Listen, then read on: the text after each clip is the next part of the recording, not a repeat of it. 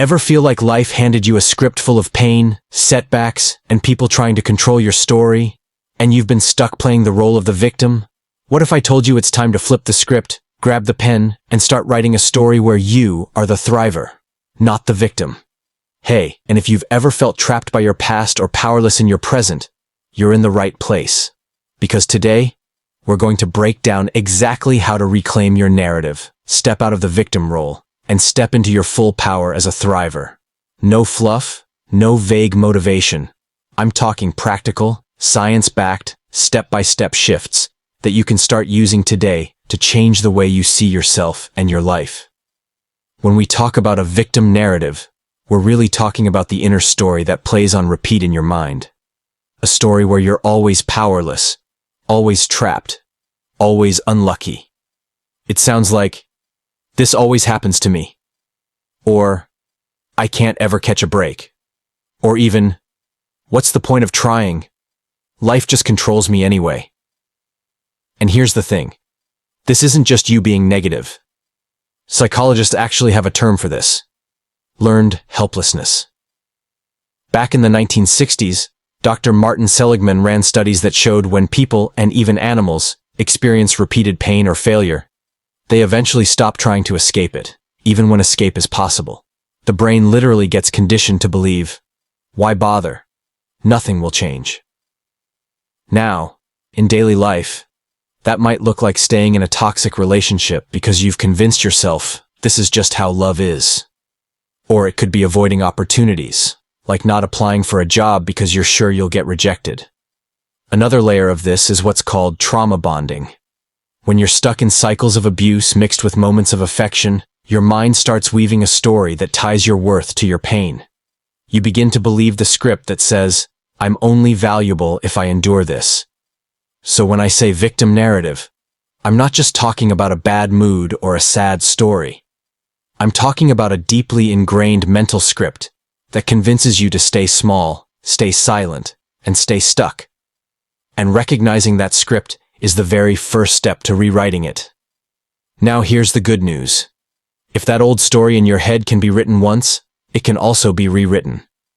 And that's exactly what reclaiming your narrative is all about. Reclaiming your narrative simply means taking back authorship of your life story. Think of your life as a movie script. For too long, maybe your trauma, your abuser, or even your own fears have been holding the pen, writing the scenes where you're the one who suffers, the one who loses, the one who gets stuck.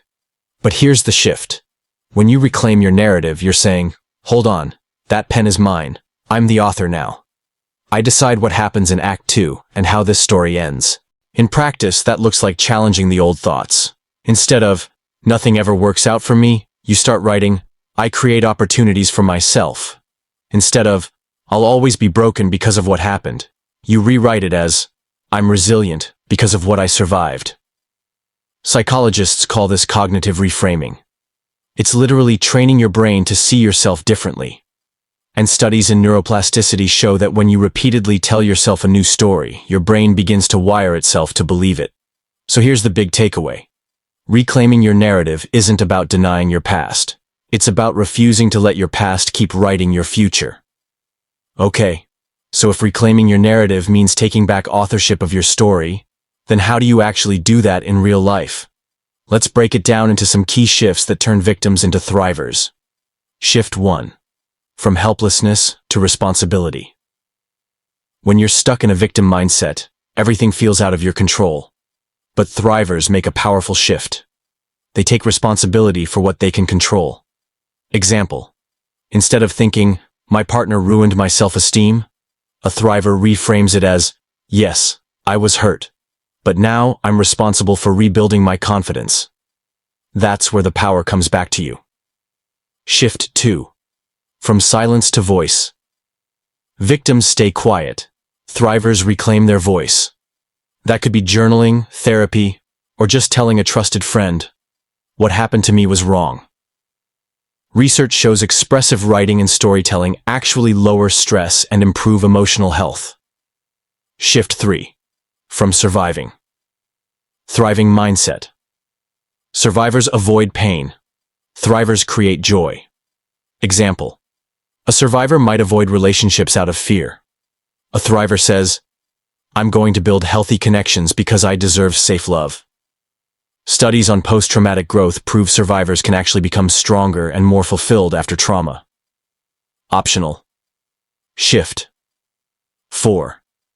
From isolation, connection. Isolation says, I'm safer alone. Connection says, I'm supported when I'm with the right people. Research shows social support is one of the strongest predictors of resilience. These shifts, responsibility, voice, thriving, and connection, are the building blocks of reclaiming your narrative. Let's make this practical with 3 research-backed tools you can start today. Practice 1. Narrative therapy. Write 2 versions of your life story. The one trauma wrote, and the one you choose to write now. Studies show this simple act changes how your brain sees your identity. Practice 2. Cognitive reframing. Challenge old thoughts. Instead of, I failed before, so I'll fail again. Reframe. I learned from failure, so I'm stronger now. CBT research shows reframing rewires your brain through neuroplasticity. Practice 3. Gratitude and future visioning. Write down 3 things you're grateful for and 1 thing you look forward to tomorrow. Gratitude boosts happiness and lowers depression. Then, visualize your future thriving self. Neuroscience shows your brain reacts as if it's already real, priming you for action. Let me give you a real-life picture. I once spoke with someone. Let's call her Sarah. After a toxic relationship, her inner story was, I'm unlovable. My story is always going to be painful. But she started practicing these shifts. She journaled 2 versions of her story. She spoke her truth, first in a notebook, then with a close friend, then in a support group. Fast forward a year, she's thriving.